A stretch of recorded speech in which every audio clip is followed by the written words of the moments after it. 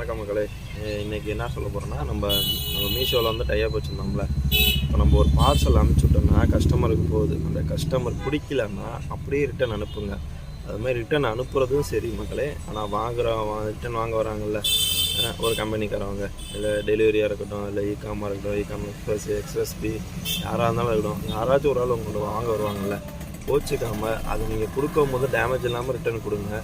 அது மாதிரி அவங்க வாங்குறவங்களும் கொஞ்சம் பிரித்து பார்த்து வாங்குங்க. ஏன்னா எனக்கு வந்து எல்லாமே டேமேஜ். அதுவும் இல்லாமல் நான் கொடுத்த ப்ராடக்டே வரல. நான் கொடுத்த லைட்டு வேறு. நான் அந்த லைட்டு உங்கள் ஸ்க்ரீனில் காமிக்கிறேன். ஆனால் எனக்கு வந்த லைட்டு இது. நான் கொடுத்த லைட்டு வேறு, எனக்கு வந்த லைட்டு இது. இது மாதிரி 2 பீஸ் போட்டேன். ரெண்டுமே எனக்கு யூஸ். ரெண்டுமே அவங்க யூஸ் பண்ணதுக்கு என்கிட்ட கொடுத்துருக்காங்க. இதெல்லாம் நல்லாவே இருக்காது, சத்தியமாக சொல்கிறேன். இது மாதிரி பண்ணிங்கன்னா இப்போ நாங்கள் விற்கிறவங்க வியாபாரம் இல்லைன்னா கேரப்பையில் நினச்சிட்ருக்கீங்க. அப்படிலாம் இல்லை மக்களே. நீங்கள் கொஞ்சம் பார்த்து சப்போர்ட் பண்ணுங்கள். இந்த மீஷோக்காரங்களாம் கொஞ்சம் இதெல்லாம் எல்லாத்துக்கும் கொஞ்சம் புரிகிற மாதிரி சொல்லுங்கள். கொஞ்சம் இந்த வீடியோ ஷேர் பண்ணுங்கள். ஏன்னா இது ரொம்பவும் மோசமாக இருக்குது. ஏன்னா நம்ம கொடுத்த பொருள் நம்மளுக்கு வரலனாலும் வேறு பொருள் அனுப்பிச்சி விட்றாங்க. இல்லை அவங்க யூஸ் பண்ண எடுத்து வச்சு விட்ருக்காங்க பாருங்களேன். ரொம்ப ஒஸ்ட்டாக இருக்குது. நான் ஒரு ஃபுல் வீடியோவாக அதை போடுறேன். இப்போதைக்கு ஷார்ட் வீடியோவாக போட்டுட்ருக்கேன். உங்களுக்கு ஃபுல் வீடியோவாக போடுறேன் பாருங்கள். உங்களுக்கு ரொம்ப ஒஸ்ட்டு, பழசு. நம்ம ஐட்டத்தை நான் உங்களுக்கு ஸ்க்ரீனில் காமிக்கிறேன் கண்டிப்பாக. நம்மள இருந்ததே வேறு, ஆனால் அவங்க கொடுத்தது வேறு. ரொம்ப கஷ்டமாக இருந்துச்சு. அந்த வீடியோ தான் ஷேர் பண்ணலான்னு பார்க்குறேன். இந்த வீடியோ நான் எல்லாத்துக்கும் போகிற வரையும் நான் இந்த வீடியோ போட்டுகிட்டே இருப்பேன் திரும்ப. அதுமாதிரி நம்ம அனுப்பிச்சுட்ட வேலு போனாலும் வரது என்ன ஆகுதுங்க, டவுசர் வருது.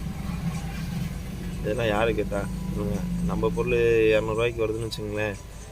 3 டவுசரை போட்டு வரலாம், சின்ன பிள்ளைங்க டவுசரை போட்டு வரலாம், இல்லைனா கொசு மிஷினு ஏதாச்சும் ஒன்று மாற்றி அனுப்புகிறாங்க. அது ஏன் செக் பண்ணாமல் வாங்குறீங்க? ஏன் செக் பண்ணாமல் நம்மளுக்கு போகிறீங்க? நம்ம கொடுக்குற பொருளோட பாக்ஸ் கூட உங்களுக்கு தெரியாதா?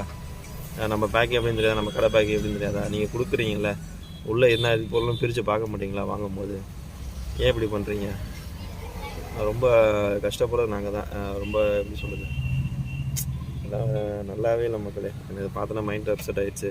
அது என்னன்னு 500 லாஸு ப்ளஸ் ரிட்டர்ன் சார்ஜு 156 ரூபா மைனஸ் சார்ஜுன்னு சொல்லி போட்டுருங்க. காசில் பிடிப்பாங்க. மொத்தம் 556 ரூபா கிட்ட மைனஸ் வந்து அக்கௌண்ட்லேருந்து எடுத்துருவாங்க. ஏன் அப்படி பண்ணுறாங்கன்னு தெரில. மீஷோ கொஞ்சம் இதை பார்த்து கொஞ்சம் தெளிவாக எல்லாத்துக்கும் சொல்லுங்கள். தேங்க்யூ மக்களே.